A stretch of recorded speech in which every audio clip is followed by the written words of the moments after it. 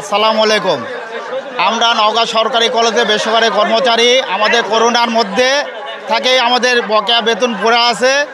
আমরা একটা বৈশাখী ভাতা, একটা বোনাস আমরা পাবো, এই যাচ্ছি, এই দিব, পরিস্থিতি ঠান্ডা হোক, এই সেই কয়ে প্রিন্সিপাল অধ্যক্ষ সাহেব এভাবে বল দিছে।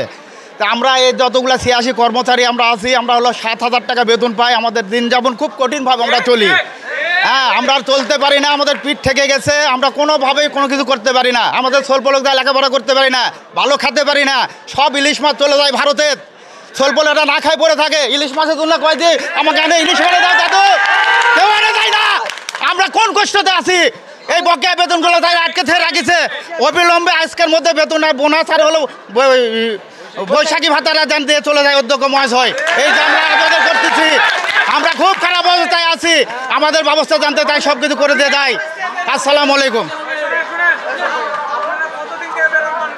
আমরা বেতন সবই পাইছি, কিন্তু করোনার মধ্যে থাকে। এরা হলো বৈশাখী ভাতা, এরা বোনাস আটকে আছে। সেনকে আমরা গেছি অধ্যক্ষ মহাশয়, পরিস্থিতি ঠান্ডা হোক, আমরা করে দিব, এখন তোরা যা। হ্যাঁ, এই কয়েক কথা হতো, আজকে তো উনি চলেই যাচ্ছে। হ্যাঁ, আমাদের হলো মোট হলো ওই কারো 6,000, কারো 7,000 টাকা এইরকম বেতন। এই বেতন মনে করেন যে সবগুলো মনে গেল 6,000 টাকার মতো, 6 লাখ টাকার মতো। 86 জন কর্মচারীর 6-7 লাখ টাকার মতো এই বৈশাখী ভাতার বেতন দিয়ে এইভাবে দেয়নি। এইভাবে আমরা আছি, এরা আর ব্যবস্থা আপনারা করে দেন। ফান্ড হোক দিবনি, এই সে ফান্ডটা কমছে, তাও দিচ্ছে না। আমরা খুব খারাপ অবস্থায় আছি। আপনারা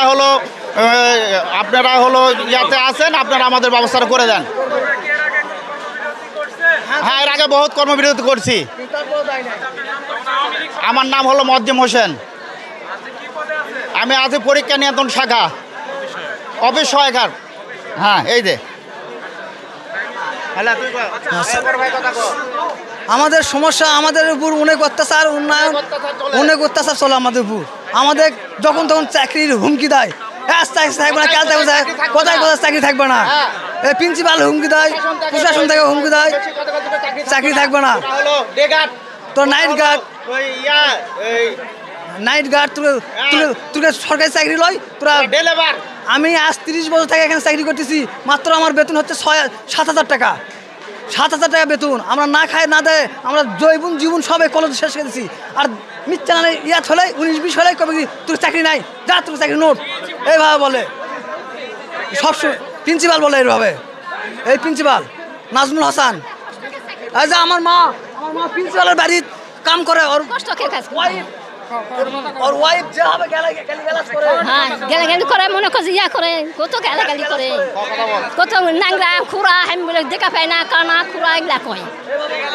ওই প্রিন্সিপালের আমি কাজ করি, মনে করি এটা 4 বছর হচ্ছে প্রিন্সিপাল। কয় বছর চাকরি করেছিস?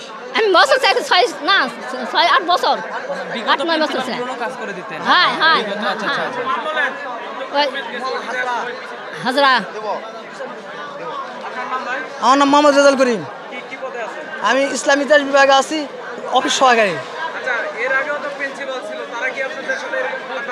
না, ওনারা ওইভাবে করেননি, কোনদিন করেননি। এই প্রিন্সিপাল সবচেয়ে বেশি খারাপ ব্যবহার করে।